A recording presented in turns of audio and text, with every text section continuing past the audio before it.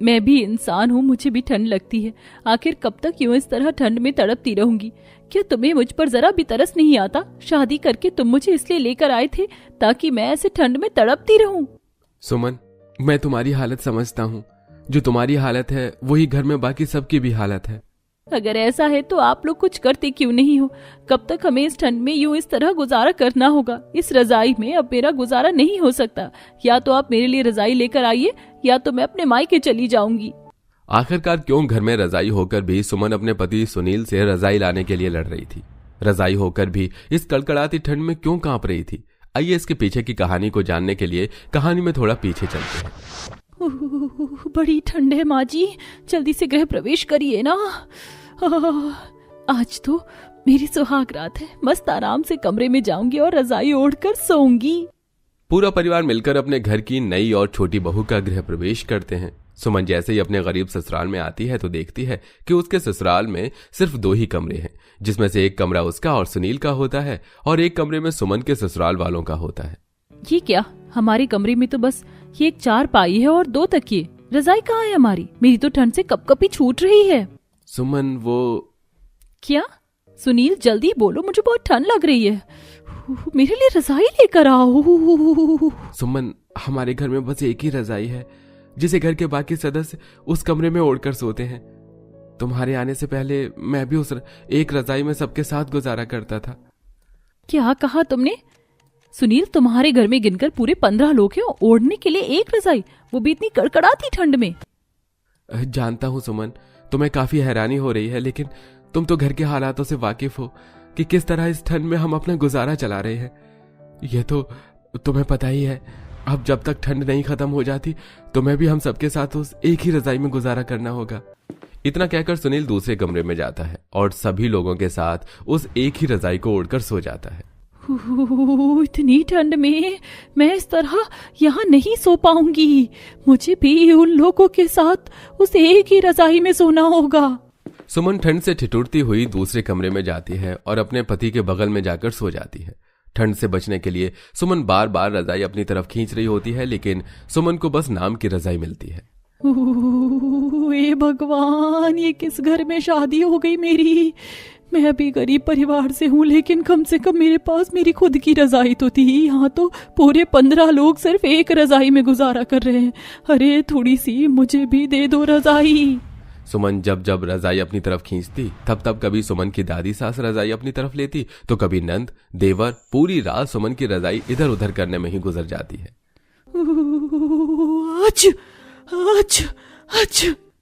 सुमन बहू, क्या हुआ तुझे? सुबह से छींक क्यों आ रही है? तेरी तबीयत तो ठीक है ना? माँ जी, ये सर्दी मुझे रात भर ठंड में ठिठुरने की वजह से हुई है। बहू, फिर तूने रात को रजाई क्यों नहीं ओढ़ी? जानती है ना बाहर कितनी ठंड है। माँ जी, रजाई मिलेगी तभी तो ओढ़ पाऊंगी। कभी पैर खुलते हुए थे तो कभी हाथ। सारी रात ठंड से कपकपाने में ही गुजर गई। ये तो इतने सारे लोग हैं, फिर भी आप सब एक रजाई में गुजारा क्यों कर रहे हैं? क्या आप एक रजाई नहीं ला सकते? तेरे साथ साथ हम लोग भी इस एक रजाई में गुजारे में काफी परेशान हैं। ठंड का मौसम होने की वजह से सभी रजाई वालों ने रजाई बनाने के दाम दुगने कर दिए हैं। अब जिस घर में ही 4 आने आते हैं तो वो 50 पैसे की खाने की उम्मीद कैसे कर सकते हैं? तू खुद ही सोच। अपनी सास की बात को सुनकर सुमन के पास कोई जवाब नहीं होता और वो ठंड से ठिठुरती हुई घर के कामों में लग जाती है। कितनी सर्दी है, रात में बिना रजाई की ठिठुरते रहो और दिन में ठंडे पानी में बर्तन धोते हुए। जल्दी से बर्तन धो लेती हूँ। वैसे भी घर के सभी आदमी लोग बाहर जा रहे हैं और बाकी लोग भी घर के कामों में लगे हुए हैं। जल्दी से बर्तन धोकर थोड़ी देर रजाई में बैठ जाऊंगी। ठंड में पानी में बर्तन धोकर कांपते हुए सुमन जल्दी से घर में जाती है और रजाई ओढ़कर बैठ जाती है। तभी सुमन की जेठानी के 3 बच्चे भागते हुए आते हैं और सुमन से रजाई लेकर खुद रजाई ओढ़कर बैठ जाते हैं। अरे बच्चों, ये क्या? तुम तीनों ने तो मुझसे पूरी रजाई ले ली। चाची, हम अभी स्कूल से आए हैं, हमें बहुत ठंड लग रही है। तुम तीनों तो स्कूल से आए हो, लेकिन मैं ठंडे पानी में काम करके आई हूँ। जरा सी रजाई मुझे भी दे दो। सुमन, तुम तो बच्चों के साथ बिल्कुल बच्चों की तरह रजाई के लिए लड़ रही हो। मैंने कपड़े धो दिए, जाकर उसे सुखाने रख दो और हाँ, फिर आकर हम सबके लिए चाय भी बना देना। बेचारी सुमन ठंड से ठिठुरती हुई जाकर फिर से ठंडे पानी में काम करने लगती है। न सुमन को दिन में रजाई का सहारा था और न ही रात में। अरे कोई मुझे तो थोड़ी रजाई दो, हाथ पैर मेरे ठंड से कांप रहे हैं। सुमन बहू, तू तो अभी जवान है, लेकिन अपने दादा ससुर और दादी सास को तो देख कितनी उम्र हो गई है हमारी, हमें ठीक से रजाई ओढ़ लेने दे। अरे हम सब भी तो ठंड से कांप रहे हैं और मैं तो थोड़ी देर पहले ही बाहर से आई हूँ, थोड़ी सी मुझे भी दो ना रजाई। सभी लोगों को यूं रजाई के लिए बहस करता देख बेचारी सुमन परेशान होने लगती है और आज भी सुमन को ओढ़ने के लिए जरा सी भी रजाई नहीं मिलती और ऐसे ही कुछ दिन गुजर जाते हैं। चलो अच्छा हुआ ये सभी लोग बाहर चले गए, घर में कोई भी नहीं है और मेरी जेठानी के शैतान बच्चे भी अभी स्कूल गए हुए हैं। आराम से रजाई ओढ़कर थोड़ी झपकी ले लेती हूँ। घर में किसी के न होने का फायदा उठाकर सुमन रजाई ओढ़कर सोने ही जा रही होती है कि तभी सुमन के ससुर श्यामलाल आ जाते हैं। अरे बहू, जल्दी से खाना लगा दे, बड़ी जोरों की भूख लग रही है, और रजाई दे, बाहर तो कड़कड़ाती वाली सर्दी हो रही है। पिताजी, आप तो किसी काम से बाहर गए थे ना, तो इतनी जल्दी कैसे आ गए? अरे ठंडी इतनी हो रही है कि आधे रास्ते से वापस आना पड़ा। ओह, अब जल्दी से रजाई दे, मुझसे तो बिना रजाई के बोला भी नहीं जा रहा ठंड के मारे। रात में क्या ये लोग मुझसे कम रजाई छीनते हैं जो दिन में भी रजाई ओढ़ने नहीं दे रहे। मैं तो परेशान हो चुकी हूँ। घर में रखी इकलौती रजाई भी 15 लोगों के लिए काफी नहीं थी और बेचारी सुमन को तो रजाई का टुकड़ा भी ओढ़ने को नहीं मिलता था। जैसे जैसे दिन गुजरते हैं वैसे वैसे अब सर्दी भी बढ़ने लगती है। बिना रजाई ओढ़कर सोने की वजह से सुमन की तबीयत खराब होने लगती है, इसलिए ठंड से परेशान होकर सुमन घर में रखे हुए कुछ पुराने बोरों को ही ओढ़कर सोने लगती है, जिसे देख सुनील। अरे सुमन, तुमने बोरा क्यों ओढ़ रखा है? रजाई क्यों नहीं ओढ़ रही हो? हाँ, जैसे तो इस घर में 15 लोगों के लिए 15 रजाई है ना, जिसे मैं आराम से ओढ़कर सो सकती हूँ। कब से कह रही हूँ कि एक ही सही, लेकिन रजाई तो ले आओ। अरे सुमन, कितनी बार कहूं, अगर पैसे होते तो मैं क्या रजाई नहीं लेकर आता? अपने 15 लोगों के परिवार को यूं ठंड में ठिठुरता देखकर मुझे खुशी मिलती है क्या? अगर इस घर में एक और रजाई नहीं आई ना, तो मैं सच में अपने मायके चली जाऊंगी। मैं इस ठंड को और बर्दाश्त नहीं कर सकती। रजाई लाने के लिए सुमन अपने पति सुनील से लड़ाई कर लेती है, लेकिन सुमन भी जानती थी कि इस लड़ाई का कोई फायदा नहीं था। बस बहुत हो गया, मैं भी देखती हूँ कि आज ये सब लोग मुझे रजाई नहीं ओढ़ने देते। सुमन रात को सोने के बाद अपनी तरफ रजाई खींचने लगती है। वहीं सुमन की नंद भी कोने पर सो रही होती है और रजाई न मिलने की वजह से वो भी रजाई अपनी तरफ खींचने लगती है, जिसके चलते कभी किसी के पैर पर से रजाई हट रही थी तो कभी किसी के मुंह पर से। पूरी रजाई हटने की वजह से वो रजाई काफी ज्यादा कमजोर हो चुकी थी, जिसके चलते लगातार खींचतानी की वजह से रजाई के 4 टुकड़े हो जाते हैं। हे भगवान, ये क्या हो गया? एक ही तो रजाई थी, वो भी फट गई, अब हमारा क्या होगा? रजाई के फट जाने की वजह से अब सारे घर वाले रात भर ठंड से ठिठुरते हुए गुजारते हैं।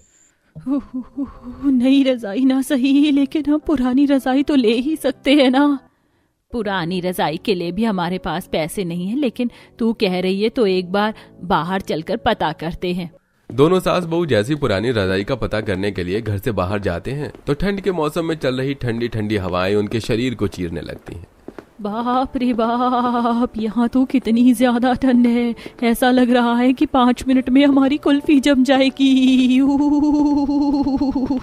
ठंड से ठिठुरती हुई दोनों सास बहू रजाई की दुकान पर पहुंचती हैं। पुरानी रजाई के दाम भी 2 से 3 हजार से कम नहीं थे, जिसके चलते दोनों सास बहू उदास होकर घर लौट रही होती हैं कि तभी रुई ले लो, सिर्फ 20 रुपए किलो रुई ले लो, गद्दे बनवाइए, रजाई बनवाइए, रुई ले लीजिए, 20 रुपए किलो, 20 रुपए किलो। ये क्या माँ जी, सिर्फ 20 रुपए किलो रुई? हमारे पास ये जो 200-300 रुपए है, इससे हम ये रुई क्यों नहीं ले लेते? और घर में जो पुरानी रजाई की बची हुई रुई है उसे मिलाकर हम 2 नई रजाई बना सकते हैं। हाँ बहू तो सही कह रही है, चल जल्दी से रुई ले लेते हैं। दोनों सास बहू मिलकर रुई वाले से 5 से 6 किलो रुई ले लेती हैं और घर जाकर पुरानी फटी रजाई से रुई निकालकर 2 अलग अलग रजाई बनाती हैं, जिसे ओढ़ने पर उन्हें काफी गर्माहट महसूस होती है। ये रजाई तो पुरानी रजाई से भी ज्यादा गर्म है। अब कोई भी रात भर रजाई के लिए नहीं लड़ेगा, सबके पास रजाई होगी। हाँ माँ जी, और किसी को ठंड भी नहीं लगेगी। ये देखिए अभी भी कितनी रुई बची है, इससे हम 2 रजाई और बना सकते हैं। 15 लोगों के हिसाब से दोनों सास बहू मिलाकर टोटल 4 रजाई बनाती हैं, जिससे अब 4-5 सदस्य मिलकर ओढ़ते हैं और अब ना ही किसी में रजाई के लिए लड़ाई होती है और ना ही कोई ठंड से कांपता है और आखिरकार सुमन भी रजाई में सो पाती है। हे भगवान, लग रहा है जैसे रेगिस्तान में आंधी तूफान आने वाला है। अनामिका, जाओ जल्दी से अपनी भाभियों से कह दो कि सारे काम छोड़कर घर के अंदर चली जाएं। ठीक है माँ, मैं जाती हूँ। अनामिका रेगिस्तान के बीचों बीच अपने घर के बाहर रस्सी पर सुखाए हुए कपड़ों को उतार कर घर के अंदर ले आती है। वहीं घर के पीछे उसकी 5 भाभियां पानी की तलाश के लिए खुदाई कर रही होती हैं। भाभी, आप सभी घर के अंदर चलो, यहाँ बहुत बड़ा तूफान आने वाला है। तूफान? हे भगवान, चलो सब यहाँ से। 5 बहू रेगिस्तान की मिट्टी के बने घर के अंदर आ जाती है। तभी बहुत जोर से आंधी तूफान चलता है और घर की छप्पर हिलने लगती है। हे भगवान, ये सब क्या हो रहा है? इस तरह हम अपना जीवन कैसे बिता सकते हैं? रेगिस्तान के इस घर में रहकर हम बहुत बड़ी मुसीबत में पड़ गए हैं। काश कि हमने घर ना बेचा होता। पता नहीं इन परेशानियों में हम लोग कैसे फंस गए हैं। ऐसी जिंदगी की हमने कल्पना भी नहीं की थी। अब जो भी है, यही हमारी जिंदगी और यही हमारा परिवार है और इन्हें संभालना हमारी जिम्मेदारी है। तूफान से मिट्टी का घर और छप्पर जोर जोर से हिलने लगता है। तभी रचना जोर से चिल्लाती है, बचाओ बचाओ, यहाँ तो सांप आ गया। रेगिस्तान के जहरीले सांप को देखकर घर के सभी लोग डर जाते हैं। बहुत हिम्मत के बाद कैलाश सांप को भगाता है, जिसके बाद सबकी जान में जान आती है। हालत तो हर किसी के बुरे होते हैं, लेकिन इतने बुरे शायद आपने पहली बार देखे होंगे। कहानी भी आपको अभी थोड़ी उलझी हुई लग रही होगी, लेकिन जानने की उत्सुकता बहुत होगी। तो चलिए कहानी को समझने के लिए थोड़ा पीछे चलते हैं। ये वाओ, ये मजा आ रहा है और तेज। हमारी फरारी के आगे कोई कुछ नहीं कर सकता। देखो देखो, सभी हमारी फरारी को देखकर कैसे दूर भाग रहे हैं। ये वाओ, अमेजिंग। ये थी रेगिस्तान के सबसे अमीर पिता की बिगड़ी औलाद, जिन्हें अपनी मौज मस्ती के आगे गरीब लोगों के हालात आज तक दिखाई नहीं दिए। इसी के चलते इन्होंने अपनी फरारी के साथ कई लोगों का भारी नुकसान किया। अरे हमें इंसाफ चाहिए, इंसाफ चाहिए। आपकी बेटियों ने हमारा भारी नुकसान किया है, हमें इंसाफ चाहिए। अरे हम गरीबों को क्या समझा है इन अमीर बेटियों ने। इस शोर की आवाज महावीर को अपने घर के अंदर सुनाई देती है। महावीर घर के बाहर आता है और सभी लोगों से कहता है, आप सभी यहाँ क्या कर रहे हो?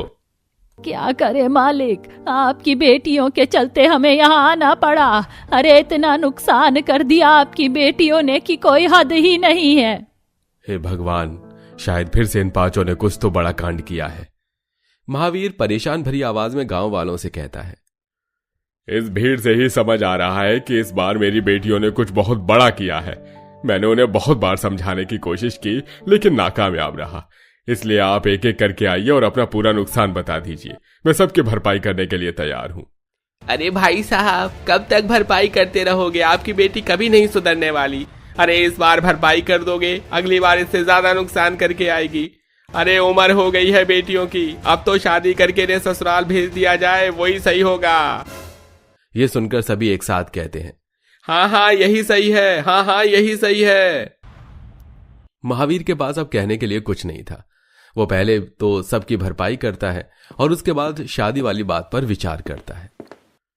हर बार मैं अपनी बेटियों को सजा देता हूँ, इस बार मुझे इन 5 को सबक सिखाना है। महावीर को सोचकर अपनी 5 बेटियों को बुलाता है।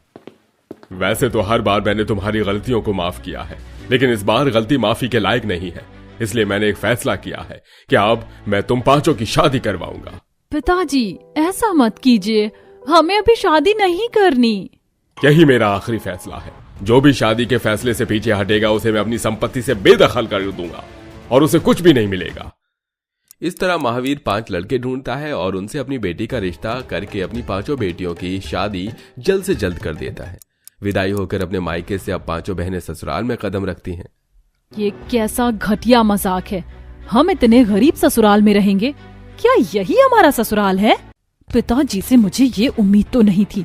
सजा की जगह सीधा मौत दे दी उन्होंने हम 5 को। अब गरीब ससुराल में आने के बाद 5 बहन कोई काम नहीं करती, लेकिन गरीब ससुराल वाले बहुत मेहनती थे। 5 बेटे अपना खुद का काम करके घर चलाया करते थे।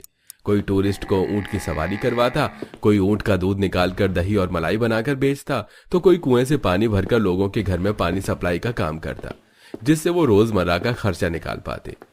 बहू, तुम पांचों ने कुछ खाया नहीं है। मैंने दाल चावल बनाए हैं, परोस कर ला दूं? इस घर के दाल चावल भी ऐसे नहीं बनते होंगे जैसे हमारे घर के नौकरों के घर में बनते हैं। हमें नहीं खाना तुम्हारा ये खाना। तभी बीमार कैलाश पानी मांगता है। अरे पानी, पानी, कोई मुझे पानी पिला दो। जाओ अनामिका, पिताजी को पानी दो। ठीक है माँ, पानी तो खत्म हो गया है, पानी लेकर आना होगा। अनामिका ऐसे कहकर मटका लेकर पानी भरने के लिए निकल पड़ती है। पांचों बहुओं के पास पानी होने पर भी वो अपने ससुर को नहीं देती। अगर हमने पानी दे दिया तो हमें पानी कहाँ से मिलेगा? मरने दो बुढ़े को प्यास से, क्या ही फर्क पड़ता है। 5 बहनें बहुत घमंडी और सेल्फिश थीं, लेकिन तभी उनके पास एक बिच्छू आया और वो पांचों डर गईं। वो चिल्लाने लगी। इतने में शोभा ने बिच्छू को उठाकर फेंक दिया, लेकिन बिच्छू ने उसके हाथ पर काट लिया। आई, हे माँ। ये देखकर पांचों बहनों को अफसोस होने लगा। हमने तो इनकी सहायता नहीं की, लेकिन इनकी इंसानियत देखो। अपनी जान की परवाह किए बिना इन्होंने हमारी जान बिच्छू से बचा ली। रचना की ये बात सुनकर गुंजन के पास जो पानी होता है वो अपने ससुर को पिला देती है। परेशान मत हो ना, मेरे पास बिच्छू के काटने की दवाई है, उसे लगा लूंगी तो ठीक हो जाएगा। ऐसा कहकर शोभा दवाई लगा देती है। इस घटना के बाद पांचों बहनों का ध्यान उनके ससुराल वालों के ऊपर पड़ता है। वो देखती है कि गरीब होने के बाद भी ससुराल वाले उनका अच्छे से ख्याल रखते हैं और खुद भूखे सोते हैं। हम लोगों ने इन्हें क्या कुछ नहीं कहा, लेकिन देखा जाए तो ये बेचारे कितनी मेहनत करते हैं। गरीबी में जीना कोई आसान बात तो नहीं होती। हाँ दीदी, आपने बिल्कुल सही कहा, हमें भी इनकी मदद करवानी चाहिए। एक दिन घर में पानी नहीं होता। अनामिका भी किसी काम से बाहर होती है। शोभा कैलाश के देखरेख में लगी होती है। 5 बहू सिर पर मटके उठाकर पानी भरने के लिए निकल पड़ती हैं। जब वो पानी भरने जाती हैं तो उन्हें पता चलता है कि बेचारी नंद को कितनी दूर तक का रास्ता तय करके जाना पड़ता था। अभी तो कुआं आया भी नहीं है और हम लोग थक गए। हमारे पति, हमारी सास और नंद सब सारे दिन मेहनत करते हैं। उनके पानी के लिए हम थोड़ी सी तो मेहनत कर ही सकते हैं। इस तरह पांचों को बहुत दूर चलने के बाद कुआं मिलता है।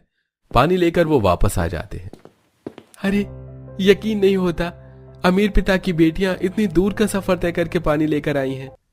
कभी कभी बुद्धि आती है, लेकिन देरी से। हमें माफ करना, हम सभी को अपनी गलतियों का एहसास है।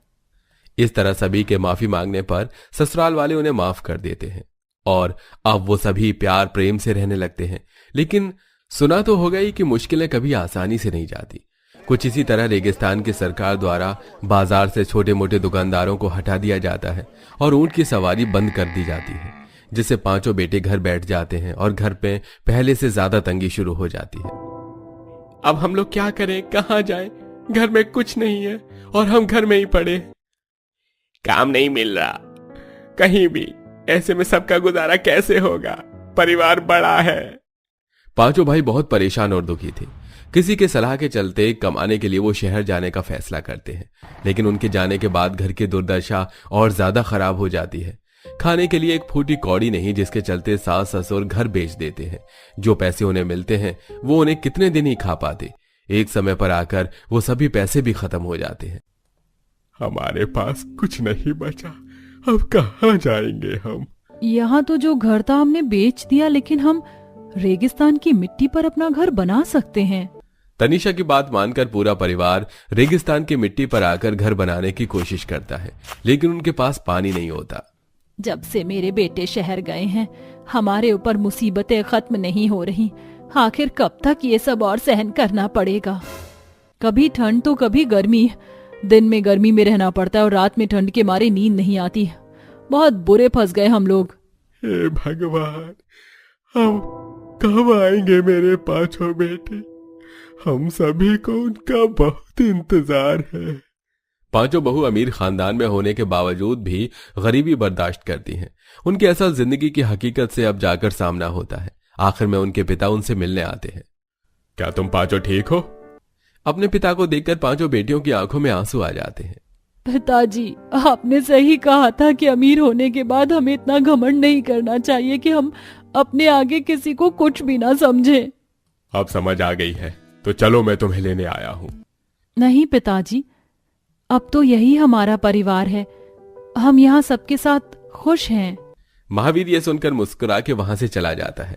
कुछ समय बाद 5 बेटे अपने माता पिता, बहन और पत्नियों को ढूंढते हुए उनके पास आ जाते हैं। अब उनके पास शहर से कमाया हुआ पैसा था, जिसके चलते वो अपनी दुकान और घर दोबारा खरीदते हैं। परिवार के साथ खुशी से रहने लगते हैं।